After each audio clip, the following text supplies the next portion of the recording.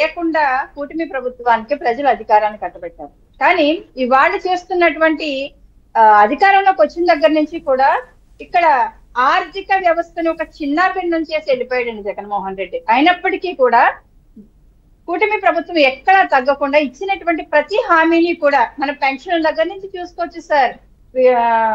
Pension దగ్గర నుంచి చూసుకుంటే ఈ రోజు స్త్రీ శక్తి పథకం వరకు కూడా ఎంత పకడ్బందీగా ఎంత హుందాగా ప్రభుత్వం ఈ పథకాన్ని అమలుపరచడం కానీ, అంతకు ముందు తల్లికి వందనం అనేటువంటి పథకాన్ని కూడా చాలా వీళ్ళు పేక్ ప్రచారం చేశారు సార్ జగన్మోహన్ రెడ్డి గారి ప్రభుత్వం. అసలు పిల్లలకి ఇంకా ఇవ్వరు అంటే డిసెంబర్ లో వేసేవారు జగన్మోహన్ రెడ్డి గారు. కొంతమంది లేడీస్ ఏం చేసేవారంటే ఆ డబ్బులతోని తల్లికి వేసినటువంటి ఆ డబ్బులతో కొంతమంది స్మార్ట్ ఫోన్ కొనుక్కొని భార్యాభర్తలు కూడా గొడవలు పెట్టుకుని మా దగ్గరకు వచ్చినటువంటి పరిస్థితి ఉంది సార్. అటువంటి కేసులు కూడా మేము పోలీస్ స్టేషన్ కూడా వెళ్ళడం జరిగింది. కొంతమంది షాపింగ్ చేసేవారు.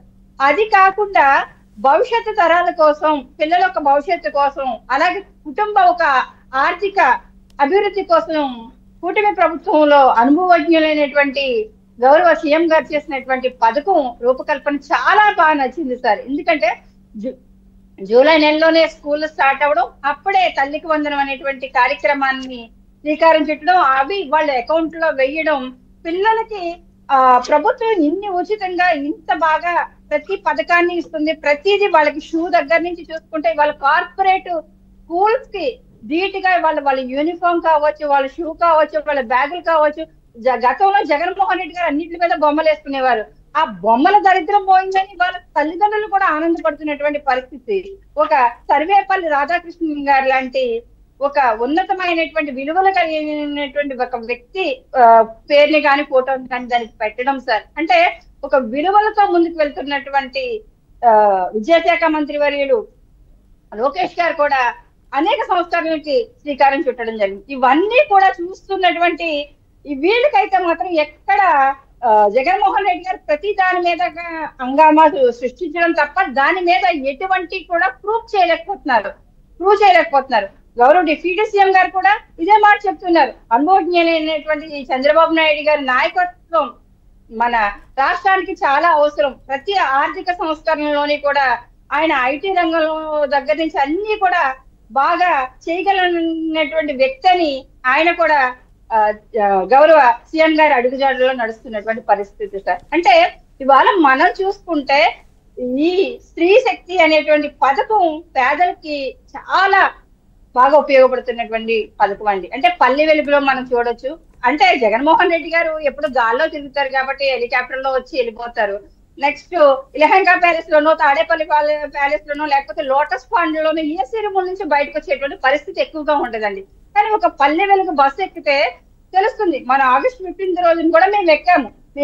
వాళ్ళతో పాటు జర్నీ చేస్తే ఇక్కడ మాకు రూరల్ ఎమ్మెల్యే బంద్రా అన్నాజీ గారు మిగతా కార్యకర్తలు మగవాళ్ళు ఎక్కేస్తూ ఉంటే టికెట్లు కొట్టించేస్తారు మీ అందరికీ కూడా, మీరు దిగకుండా ఆడపిల్లలకు ప్లేస్ ఇవ్వకపోతే అని చెప్పారు. చెప్తే వెంటనే వాళ్ళందరూ కూడా దిగిపోయినటువంటి పరిస్థితి. అంటే ఇక్కడ ఆడవాళ్ళకి ఎంత ప్రాధాన్యత ఇస్తున్నారు, ఆడపిల్లలు ఉన్నతికి. అంటే ఇక్కడ ఒక ఆర్థిక స్థిరత్వం కూడా ఏర్పడుతుంది సార్ మహిళలకి అనే వాళ్ళకి. అంటే చాలా మంది మహిళలు కుట్టు పని చేసుకోవడానికి వెళ్ళడానికి కానీ, ఫ్యాక్టరీలో ఉంటారు, చిరు వ్యాపారులు ఉంటారు, రోజు కూలీ వారు ఉంటారు.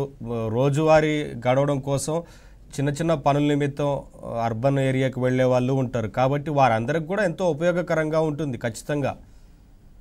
చాలా సార్. ఎందుకంటే ఒక పూలు అమ్ముకునేటువంటి ఒక మహిళ చెప్తూ ఉన్నారు, 110 రూపాయలు అప్పటికి వెళ్ళి ఆ వ్యాపారం చేసుకుని రావడానికి ఖర్చు అయ్యేది. కానీ ఇవాళ 110 రూపాయలు నాకు మిగిలినయ్యి, ఆ 5 రూపాయలు పెట్టి నేను అక్కడ అన్న క్యాంటీన్ లో తినొస్తున్నాను భోజనం. కానీ అది ఆర్థికంగా మహిళ నిలదొక్కుకోవడానికి కూడా సార్. అంటే ఇవాళ 110 రూపాయలు ఒక రోజుకి మిగిలినవి అంటే నెలకి 3,300 రూపాయలు మిగులుతుంది సార్. అలాగే సంవత్సరాలకు చూసుకుంటే 39,600 మిగులుతుంది. అంటే ఒక మనిషి ఇంకొకటి చెప్పారు, భోజన విషయంలో కూడా అన్నా క్యాంటీన్ లో తినడం ద్వారా అక్కడ కూడా చాలా వరకు మిగులుతుంది. అంతే కదా సార్.